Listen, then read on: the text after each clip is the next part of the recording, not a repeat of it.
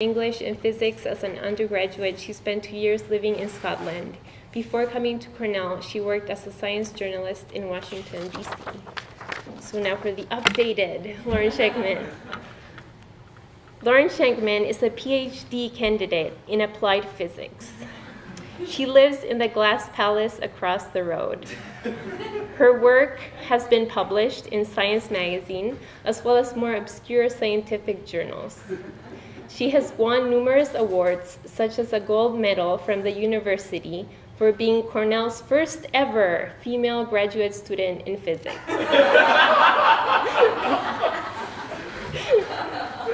When discussing her dissertation, she is very modest,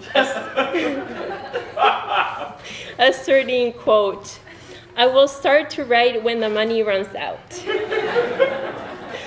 She enjoys tramping through the woods and has acquired many valuable skills from her research, including how to wipe herself with a pine cone.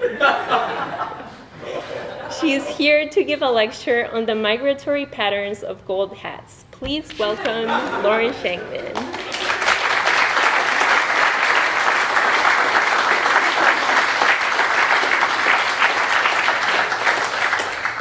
So before I read, I just wanted to say thanks once again to everyone here, the faculty, the administration, this program for existing.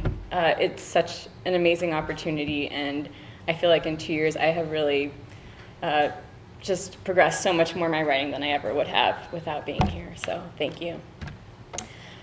This is sort of an excerpt from my novel, which is very much in progress right now. I guess what you need to know is the main character is a female. She's growing up in a Central American country. She lives in a village where there's a gold mine owned by Americans. And this is sort of the 50s and 60s, not that it really matters, but. You are the youngest of your mother's 4 children, the last before her womb grew cancerous and ate her up. In watery nightmares, your head rings with the impact of a man's fist against your mother's belly. He didn't believe you were his. Your bossy older sister tells you this when you are 6 and she is 8. Your father gave your mother that love pat on the stomach and whisked himself away on a warm breeze. For the rest of your life, you imagine him as 2 entities, one an enormous disembodied fist, red as a drunk's face, and the other a slim, dark Romeo with slicked, wiry hair who packs a small leather suitcase while your huge-bellied mother sleeps on her side. He slips down from the raised doorway of your house and walks toward the banana trees at the edge of the village, turning one last time to look at the quaint house on stilts, his X-ray vision taking in the sleeping children, his woman, his littlest unborn one, you. Your father left before you were born. Or no, he didn't, because he, the he whom your siblings speak of with such reverence and longing, the man you know only as Mr. McBride, was not your father at all. Your father was someone who never landed on this earth. You cannot picture him. He was a sound from another world, carried here to the muddy streets and dripping eaves of your village on the hurricane winds. Or he was a secret your mother repeated to herself over and over until it took root in her womb and grew. Or perhaps you think, catechism roiling in your brain, he was that greatest myster, God, announced by an angel who appeared in the dusty road at twilight while your mother was walking back from the spring with a plastic barrel of water balanced on her head. The angel would have been pink-cheeked as the Americans who run the mine, strange-eyed, golden-haired, with the broad shoulders of a man but the face of a woman. Behold, the angel said, and your mother shifted her weight to the other hip as his heavy, shining hand touched her shoulder and illuminated her. Like the Christ child, you were conceived in the clean, powerful, light-drenched brain of God, but you were born into a world of mud and water. Your mother won't speak of him, McBride, or the other him, the ghost man, who, according to your siblings' accusations, conceived you. He left, she says, in that simple, tired, infuriating way of hers that allows no questions. He had to leave, child. You ask your siblings what he looked like, this McBride. He was tall and handsome, says your sister. Your brother claims to remember blue eyes and dark hair. He was the son of an Englishman, he says. That's why I'm so tall. But your oldest brother turns sour at these worshipful descriptions. He tells you there were too many mouths to feed, so he left. He was a lazy bastard, and there's nothing more to it. But McBride has not abandoned your family altogether. At strange times of the year, packages arrive at your door: a new lavender frock, leather boy's shoes, a crown of satin rosebuds for your sister's first communion, a dozen new baseball cards for your brother's 11th birthday. Your mother distributes the goods to them, but never to you. Your brother arranges his baseball cards in the round tin with the tartan print, left over from when the American mine manager's wife gave everyone shortbread cookies for Christmas. Stop looking at my baseball cards, your brother whines, and your mother gently pulls you away and feeds you sweet fried plantains to distract you. McBride, the giver of gifts and wonders, McBride, an Englishman. England is very important, you know that from school. And blue-eyed as a long-fingered, rosy-cheeked Jesus that hangs on the wall next to your chalkboard. You want to be a McBride, but your last name is Del Corazon. Still, you insist to your sister, my name is McBride too, the name as sharp and awkward in your mouth as a large rock. Don't even think about it, your sister tells you. It's not your name. He wouldn't give it to you. She pokes you in the belly. Del Corazon, probably one of the black miners from Jamaica Town, is your father. He played the accordion and Mama fell in love with him for a song. That's why you're so dark. You're a liar, you say. My mother would never love a black man. Charles, the wild boy who doesn't go to school and hangs around your house all day begging for you to play with him, says that since you are dark like him, you can be his sister and live with him down in his shack in Indian Town. I can't be your sister, you snap. My mother would never marry an Indian. Who, then, is El Corazon? Pondering this, kicking the red dust as you walk home from school, the name rises up out of the greenery along the side of the road, black letters painted on a white sign. El Corazon, Excelsior Mining Company, established 1901, entrance 400 feet. And then you understand. El Corazon is not the name of a man, but of a mine. Here, where 3 rivers converge in the jungle 100 miles from anything, a man from Leon forded Nasty Creek and came out with his boots full of golden pebbles. Over the course of a day and a night, he trekked from this village all the way to the port to register the land in his name. When he died, the Americans came, and with hands the size of God's, they pried open the earth, made a vast pit, put a fence around it, and named it El Corazon.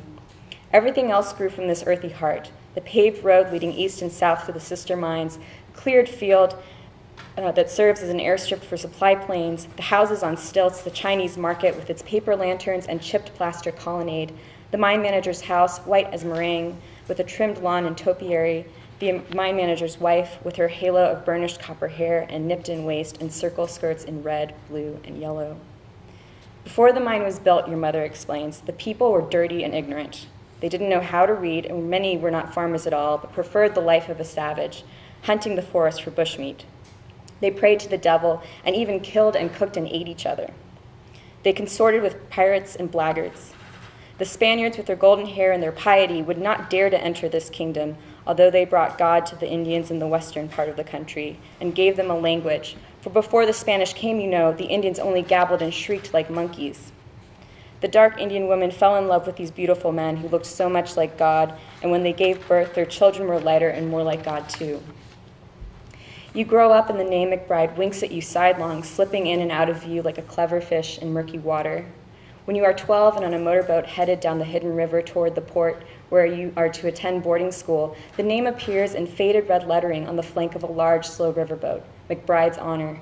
Creole men call to each other in English as they move around on the deck, piled with containers and barrels. When you arrive in the port, you walk past McBride's Cafe and McBride's General Store on the way to the convent. Some of the taxis are painted green and bear the name McBride in white letters across the rear bumper. Longing to catch some glimpse of Mr. McBride, you linger by the convent gate until the nuns chastise you for your brazenness. You watch the men pass, scrutinizing them, looking for some clue, scurrying away when they catcall at you through the gates. Then you realize that someone as fine as Mr. McBride would not be walking in the muddy streets or on the uneven sidewalks. So you try to peer into the windows of the taxis, but the shapes inside are blurred and indistinct. While living at the convent, you learn of a man called the Professor, an old Creole man who is a doctor of theology and owns over 500 books, each kept in cedar boxes to prevent the penetration of mold and the attacks of moths and insects. He writes a column in the newspaper about local history, and his name appears in black letters on every issue, Andrew McBride. A young Creole girl causes a scandal when she becomes pregnant by the American captain of a New Orleans cargo ship. Her name, whispered everywhere, is Susie Mack, short for McBride. Your father owns the boats and the taxis, the general store, and the cafe. Your father named the Creoles and the white men. Your father built this port. Your father built the world. We Creoles, Andrew McBride writes in the local newspaper, are the descendants of a brave group of people who, 400 years ago, escaped a shipwrecked slaver come all the way from the west coast of Africa. They were captured to be made slaves, but fate had other plans for them. These forefathers and foremothers swam out of the salty water as free men and women and have remained so ever since. In moments when you allow yourself to think of your skin without an overwhelming hatred, you imagine your father as a swimmer, the muscles of his arms straining against the tide. It takes him 400 years to arrive, but he crawls up onto the sand, coughing seawater from his lungs, cries with joy that he has survived. He stumbles through the forest, the stones cutting his feet and the mosquitoes pricking his bare skin, until he sees the friendly yellow light hanging from the porch of a house on stilts. Your mother opens the door to him and offers him a meal of rice and beans and bread. Strengthened by the simple food, he returns to the shore and slips back into the sea. Years later, while having toast and coffee in the cafeteria at the hospital in the capital where you work as an orderly, you read a report in the newspaper that a truck bearing gold from the mine was ambushed. Bandits felled a tree in the middle of the road, held up the driver and guards at gunpoint, and stole the $15,000 worth of gold ingots within. The driver and guards found refuge at the house of an Indian woman identified in the report as Lena McBride. No one ever finds the thieves, and you dream that one of them is your father, that he robbed the truck to build you a paper house made of dollars. The name surfaces again and again over the years, a name in Ellis Island records, a name of singers and actors and criminals, a name of blacks and whites.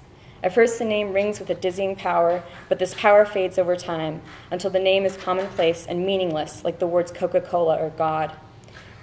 We're all God's children, the nuns in the tiny church in your village used to say during Sunday school. All of us, every color, shape, and size. No, not God's children, you think. Not God's, not God's. Thank you. Thank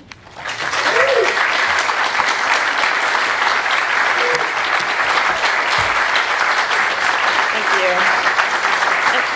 And thanks for putting up with this much literature all in one go. I know it's kind of hard to sit through, but we're a little more than halfway through, so. It's now my pleasure to introduce a poet who is as kind as she is intelligent and as hilarious as she is talented. Emma Catherine Perry, as you'll read in your program, hails from Newfields, New Hampshire, and earned her BA in art history at Kenyon College in Ohio. She also swept this year's departmental writing competition, winning both the Arthur Lynn Andrews Award for Fiction and the Corson Browning Poetry Prize, so we fiction writers better watch our asses. She has described herself as more of a freak than her friends think she is, hiding her strangeness behind a mask of normalcy. But Emma, if that mask happens to be a child's Darth Vader mask, you're probably not fooling anyone. Luckily, your strangeness is part of your appeal. Please welcome a very talented poet who I'm delighted to call a friend, Emma Catherine Perry.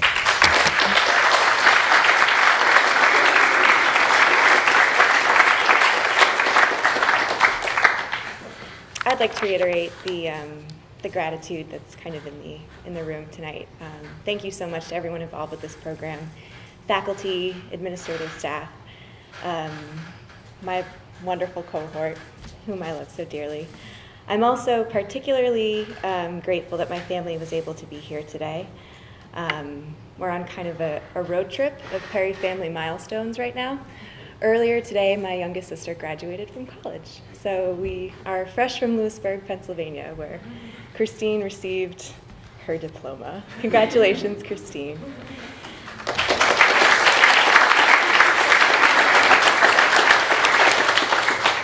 I have 4 poems. The first one I wrote when Christine and I got to spend some time together after you got back from Peru, a country to which you're returning soon. It was also right around the time the Mayan apocalypse was supposed to happen, and also around the time when an asteroid came perilously close to hitting the Earth. So the poem is named after the asteroid. It's called 1479 Tutatis. The world hasn't ended yet. We keep predicting it. Like everything else we predict, it won't until it does. Not tonight. It's just ice tumbles from the Oort cloud, hurtling toward the sun the way moths hurt to lamps.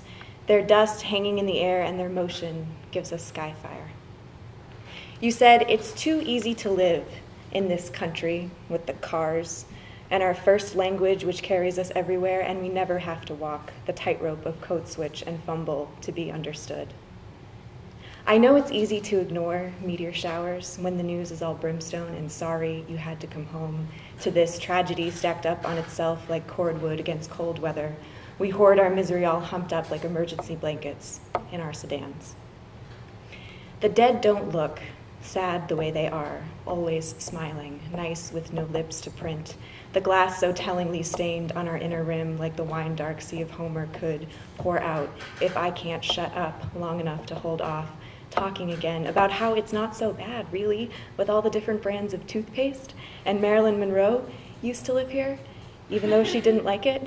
And you and she have that in common ground compels us to relate the same, as gravity keeps making us run into each other over and over, even or odd when what's pulling that asteroid isn't us. It's the sun getting Mars crossed, and we are almost in the way that some Lucy lopes out of Ethiopia with her hands up like, no, I don't know. I've just been born into this take.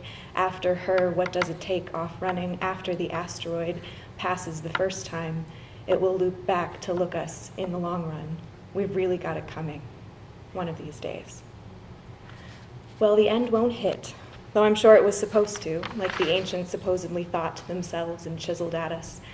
I don't blame them for getting it wrong. I know space math is probably hard. I can't add up, and after all this too shall pass extravagant sadness across what won't collapse us yet. My other sister, Grace, who's also here today, has been a really supportive and super smart reader for me for the past couple of years. And she seems to like this poem, so I picked it. It's also about space. The Perseids are an annual meteor shower that happens every August. Perseids. I forgot to look up which direction to look in, so I just looked up, and there they were, pouring out of the sky, once in a while sphering me with this most miracle, this feeling nonverbal antediluvian than diluvian. The meteor shower comes back every year, or we do, turning always toward this when turning. Here on the surface, I have to reach to remember the speed. It's all I can do, not to wake everyone up. I am so anxious and alive, and I want you to tell me, does debris, wait, how much water is in the sky, and can I swim up? The water used to be so clear. I think we could see bright whales down low, the size of stars, then the size of palms, then bodies, and then they were upon us. There used to be so many stars we could see. I think I'll let everyone sleep. For all its royal, the sea has never turned to me, nor any murk maker. It just goes on churning as it's pulled, and I am trying to sound this, and sounding lonely, keel-hauled by sky logic, ice of meteors racing in their dust filaments. After all the falling, stars don't fall down at all, don't gesture toward this that is always turning toward them, and nothing gestures.